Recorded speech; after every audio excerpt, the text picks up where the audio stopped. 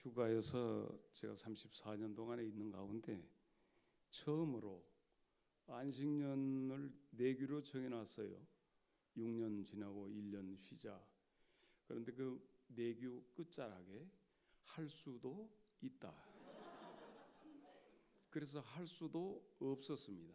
그런데 이번에 어머님이 올 봄에 저희 집에서 구순을 했는데 잔치할 때까지는 이상이 없었고 너무 좋았습니다. 그런데 뉴질랜드로 오신 뒤로 지진이 나기 시작했어요. 지진이 나서 어머니가 편치 아니하시다 그런 얘기를 들어서 장로님들에게 그랬습니다. 나 좀 쉬어야겠다. 그래서 왜 본 공장이 고장났기 때문에 제품에 대한 하자를 그래서 한 달을 쉬겠다 해서 쉬어서 어머니 곁으로 달려왔습니다. 9월 2일 날 와서 드렸습니다. 그래가지고 이제 어머니가 21일까지 방사선 치료를 받는다고 그래서 22일 날 내 사랑하는 조국, 여러분의 조국을 향해서 달려가려고 했습니다. 그런데 지난 주간에 다 끝났습니다. 그래서 내일 모레 가겠습니다. 이틀 단축해서 보고 싶습니다. 교인도 집사람도. 그래서 간다고 하니까 지금 세 번째 주일을 이곳에서 이렇게 지내게 되었습니다. 오늘 이 시간에 세라 안 나오셨습니까? 가셨습니까? 곧 쫓아가겠습니다. 또 엘라 나오셨습니까? 네 아까 보니까 굉장히 오늘 나오셨으면 좋겠다는 생각이 듭니다. 부침개 잘 잡수셨는데 목사님 못 드셨다고 하는데 저는 그날 추석날 아침에 어머니가 성경책을 가지고 예배드리자 하고 들고 오셨습니다. 식탁에다 다 놓고 목사들이 몇 명이 있거든요 우리 집에. 근데 앉아서 예배드리자는 겁니다. 그래서 문득 어머니 그것은 구식 예배고 신식으로 합시다. 그래서 어머니 혹시 우리아를 아십니까?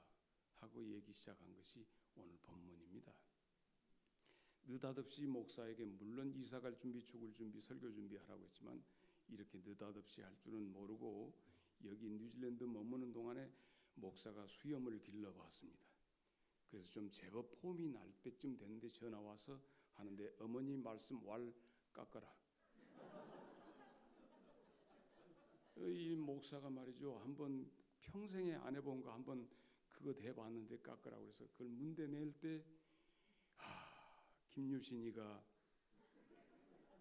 그 에마가 기생집 앞으로 나는 기생집에 안 가야겠다는데 갔을 때 시퍼런 칼을 들어서 에마의 목을 치는 그 비통함으로 면도했습니다. 그리고 여러분 앞에 지금 섰는데 여러 가지 감회가 일어납니다. 그때 나누었던 말씀이 햇사람 우리아였습니다. 우리아, 다윗과 우리아. 그런데 오늘 성경 말씀 가운데서 그런 내용이잖아요. 37번째 다윗의 용사가 우리아였다는 거예요. 이런 지랄 같은 일이 있을 수 있습니까? 우리아와 다윗의 관계는 어떤 관계입니까? 이 문제가 우리로 하여금 또 추석을 맞는 우리 집안의 분위기가 좀 쎄해졌습니다. 우리아 도대체 어떻게 되었는가? 우리아를 바라보는 다윗의 시선은 정말 그 시선을 가지고 우리아를 바라볼 때 눈에 가시 같았었지요. 우리아를 볼 때마다 말하지 않아도 가슴에다가 대못을 박는 것 같은 고통이 다윗에게 있었습니다. 그런데 우리아는 다윗을 볼 때 한없는 존경과 흠모로 다윗을 보았다는 이 복잡한 현실 말이죠. 우리 인간 관계가 이렇게 되는가? 다윗의 가슴 속에는 이미 주홍 글씨가 써져 있는데 우리아는 그것을 모르고 다윗에게 웃으면서 존경과 사랑을 표했다 하는 얘기입니다. 결국 다윗은 우리아에게 그 손에 한 통의 편지를 들려서 보내게 됩니다. 이것이 사무엘하 11장 14절이죠.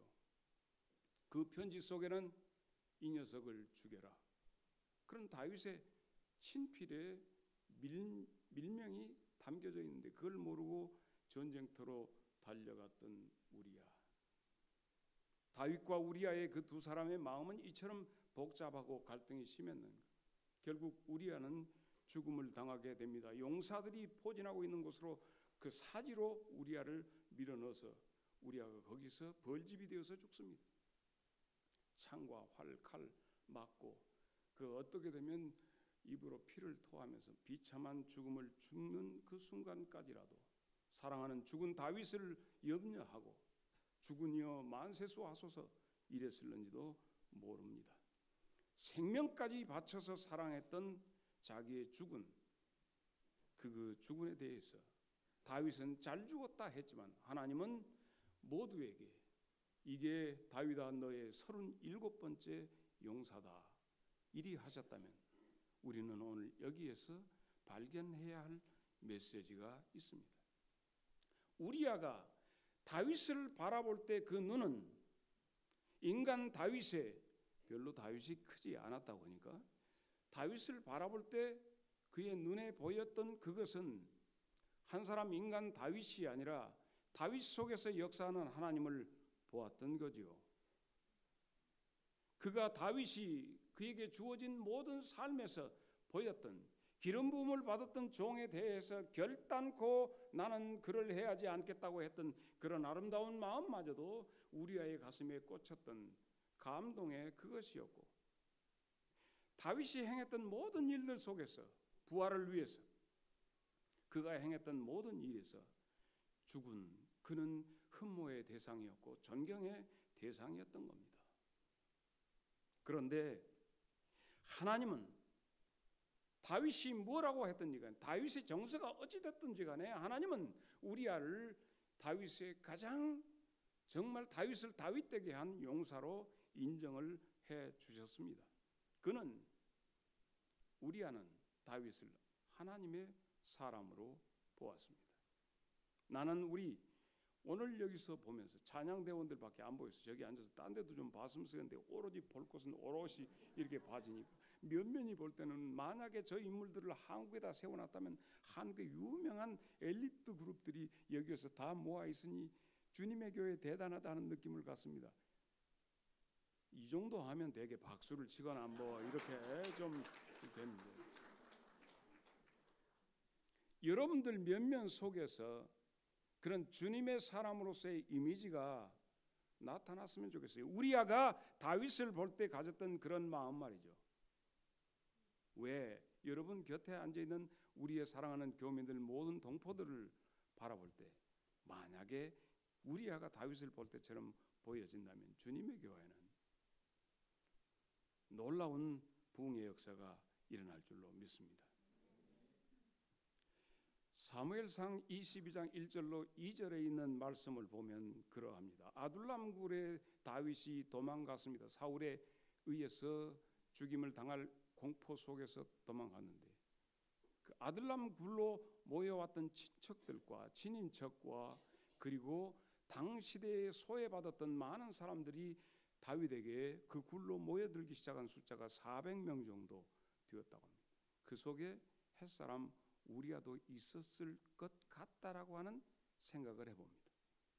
거기에 많은 소위 말해서 사울의 정권 밑에서는 소외되고 버림받고 사회적인 여러 가지 역동적인 일에서 그들은 주역으로 뛰지 못했다 할지라도 다윗 그에게 붙음으로 말미암아 그는 그들이 주역이 되는 과정입니다.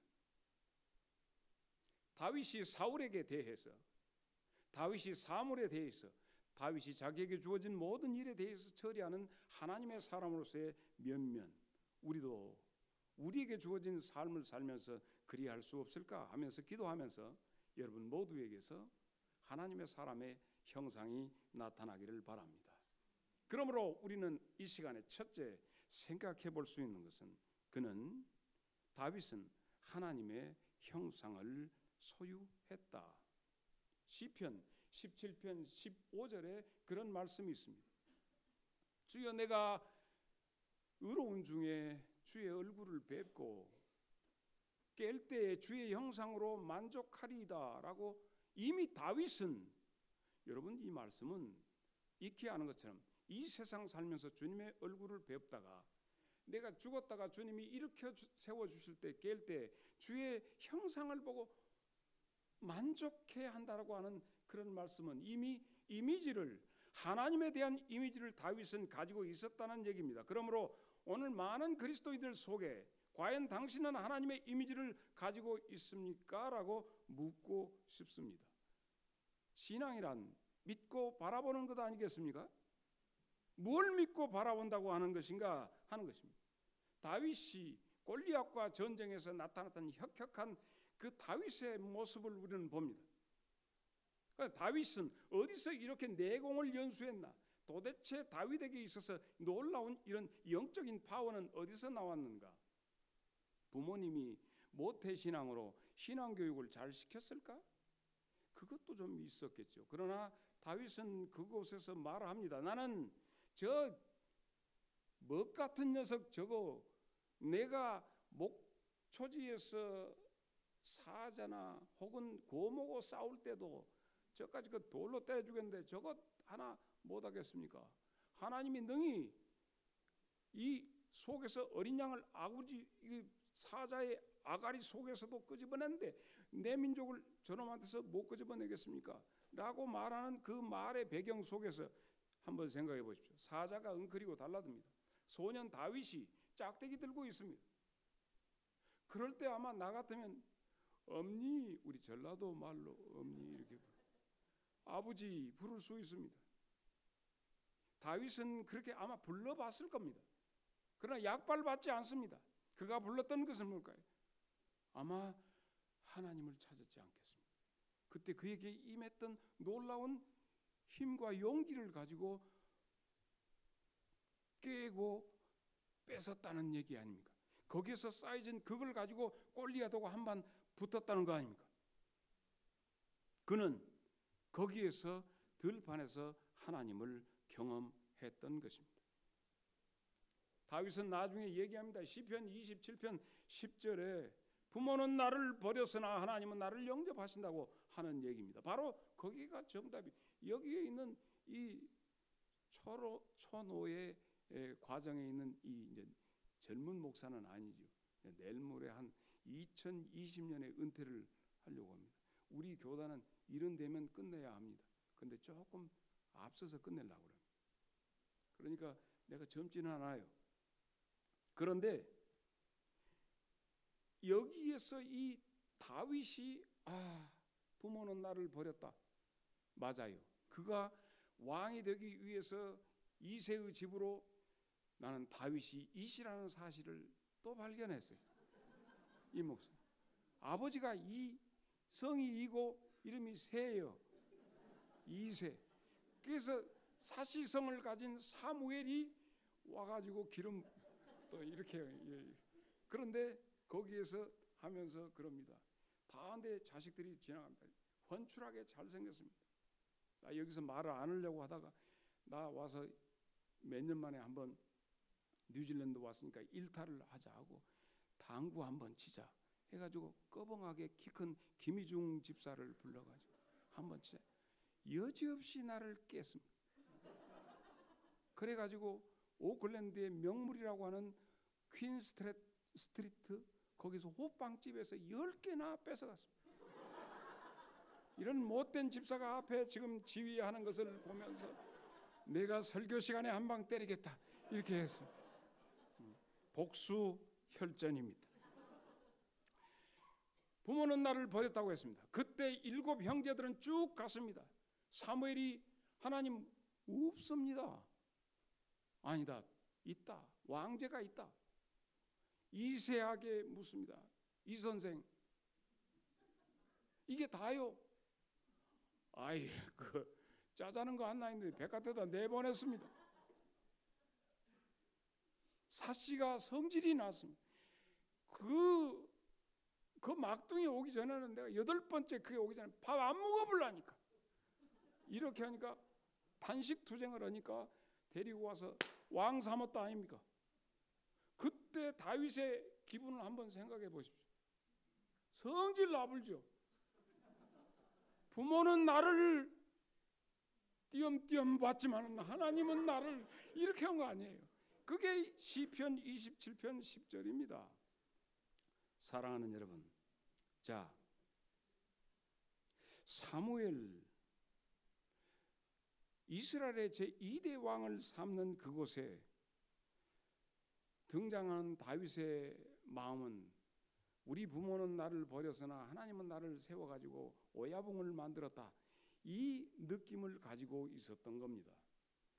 다윗 속에는 하나님은 무기력한 엄니, 뭐 누구 부를 때마다도 하나님을 불렀을 때 그에게 임했던 그게 있기 때문에, 하나님의 형상을 가지고 신앙생활을 했기 때문에 우리아가 녹아버렸다 아닙니까?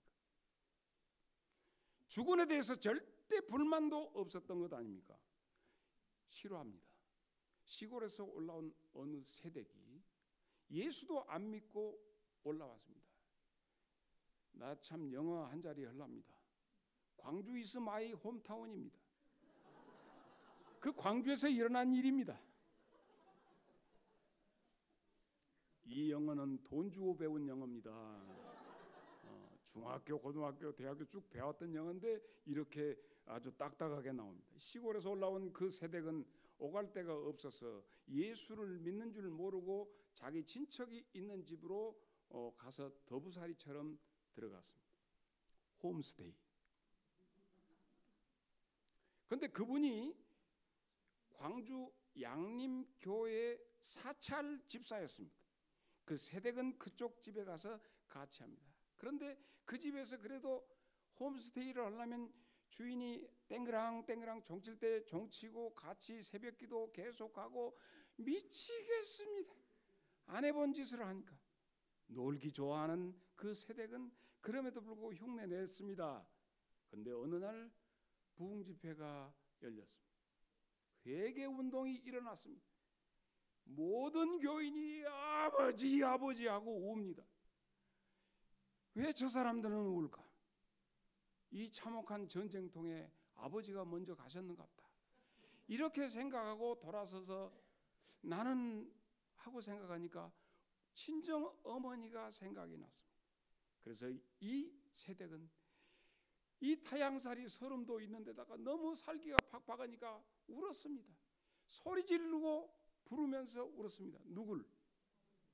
어머니 우리 어머니 하고 울었습니다. 그 누구보다도 더 오래 울고 엎져서 콧물 눈물 쏟아놓고 엎졌습니다. 교회에서 소문이 났습니다. 은혜 받았다고.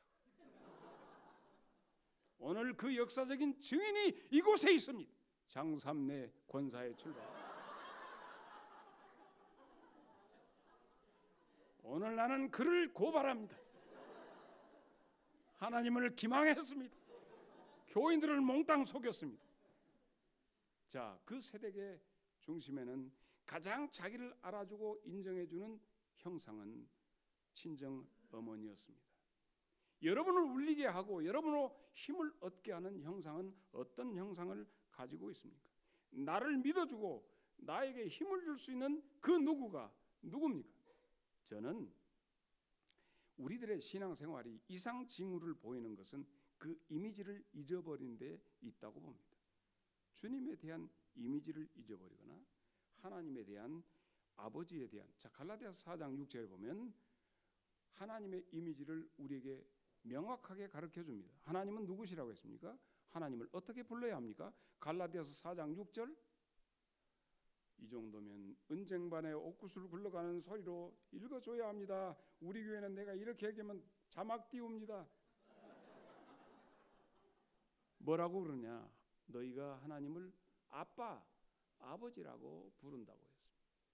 그러면 묻습니다. 우리 자녀들이, 이제 내 자신도 그렇습니다. 하나님을 아버지 하면 아버지, 내 아버지와 하나님과 전라도 말로 잼매보려고 합니다. 표준어로 묶어보려고 합니다. 잘 안 됩니다. 왜냐하면 제가 어머니한테 이렇게 건강하고 멋진 아들로 자라나도록 어머니는 매일 나를 이렇게 가격을 해서 나를 키웠습니다. 그래서 매 맞고 큰 아들입니다. 남이겠으면 배려볼 뻔했습니다. 이만하겠는데. 그런데 참 70살 되어가는 목사가 이렇게 부끄러운 줄 모르고 얘기하는 것을 여러분 접어서 이해해 주시기를 바랍니다. 그럴 때마다 우리 온유하신 아버님은 어머니가 매를 들어서 그때 당시에는 까닭 없이 매 맞는 거야. 도대체 왜 때리는지를 모르겠어요. 그런데 맞아야 한다는 숙명 때문에 맞는데 아버님은 그 자식 맞는 것을 보시다가 그냥 문 열고 나가시는 뒷모습만 보여요. 하나님 아버지 하는데 뒷모습만 보이면 어쩌나. 그러다가 내가 주님에 대한 이미지를 발견한 건 이거였습니다. 그 내가 자란 데가 광주 학동, 잘 모르시겠죠?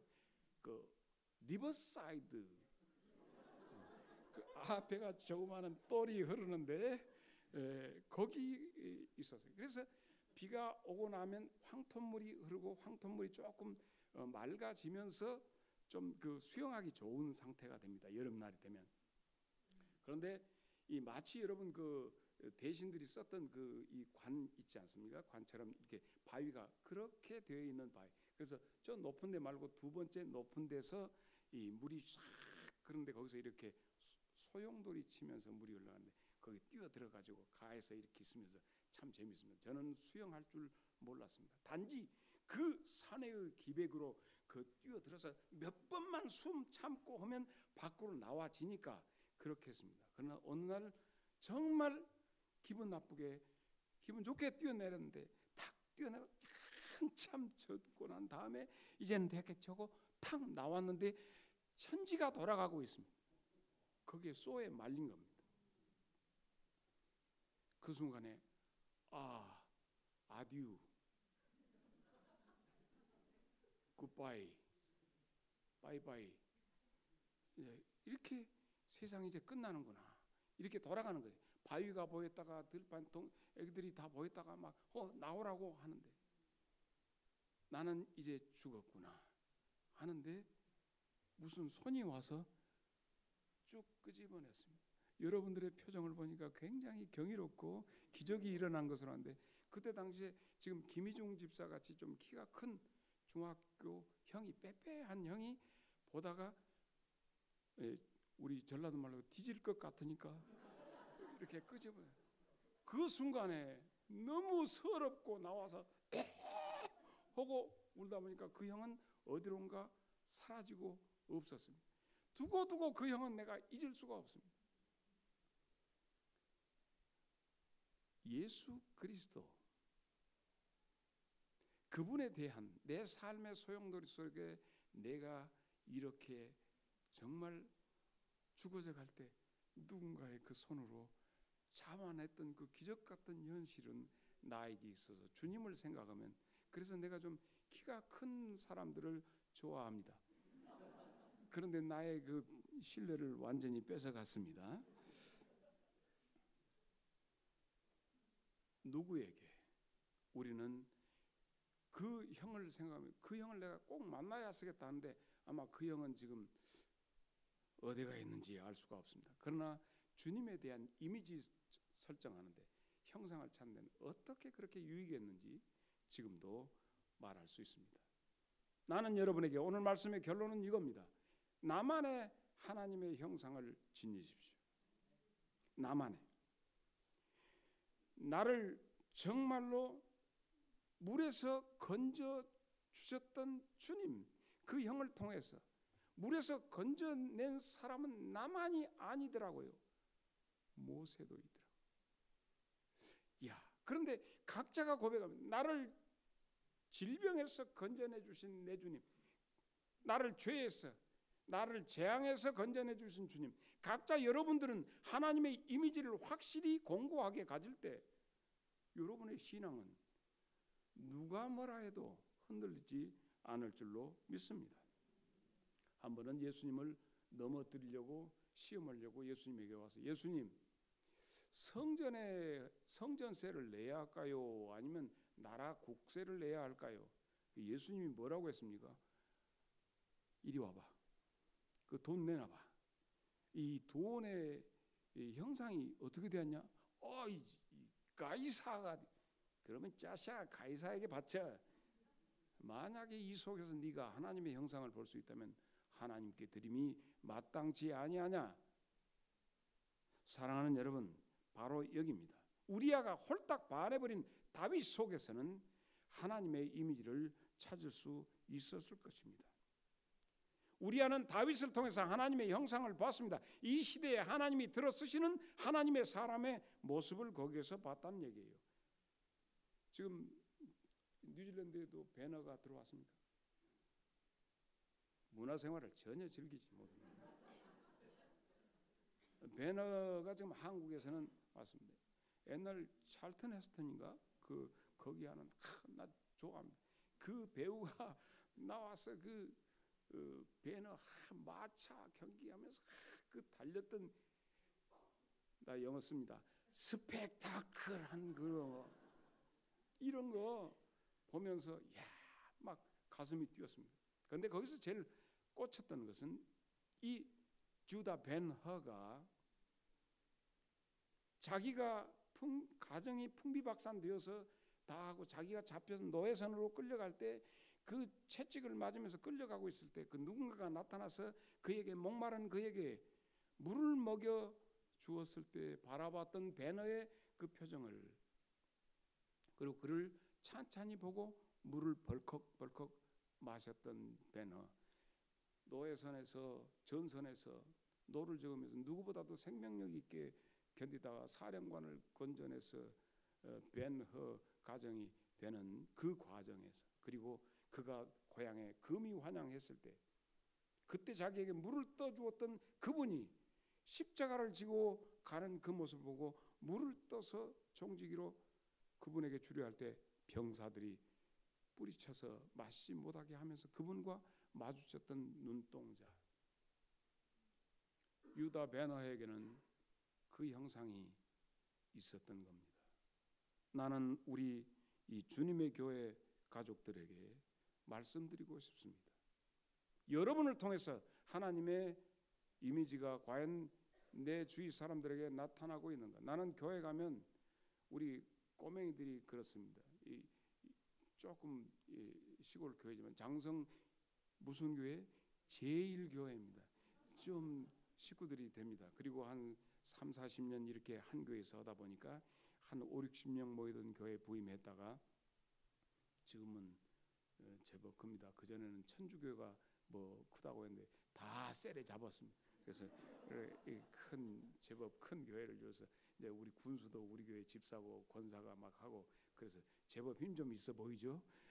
그래서 좀 든든하게 갑니다. 근데 우리 꼬맹이들이, 조그마한 꼬맹이들이 손녀딸 손지 같은 놈, 야 하나님이다. 그럼 내가 하나님 아닌데 내가 하나님 같아? 예, 하나님, 우리 교회 하나님이죠. 여러분, 내가 누구라고요? 여러분의 입술을 통해서 고백을 좀 듣고 싶습니다.